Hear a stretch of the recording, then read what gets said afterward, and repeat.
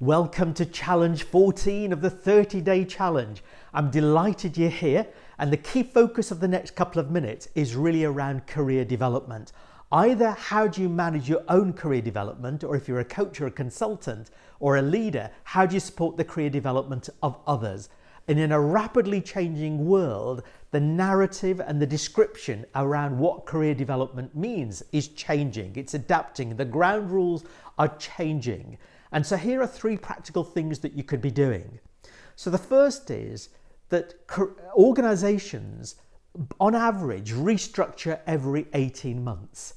So the real skill is in chasing learning opportunities, making sideways moves, making lateral moves, making any sort of move that will help you acquire new skills and new capabilities, that will make you more marketable, as opposed to chasing a job title. So that's yesterday's thinking. This is today's thinking. Any skills that make you more marketable will make you somebody in demand. The second key attribute to think about is that career development actually starts in your current role, not in your next role. A role profile are just words on a piece of paper.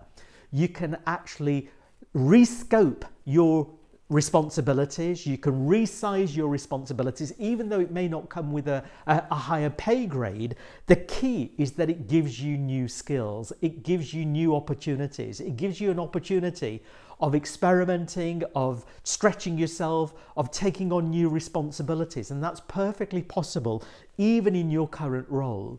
So you can volunteer for change projects, you can volunteer for new initiatives, you can do a secondment with a colleague where you shadow them for a couple of weeks or a couple of months.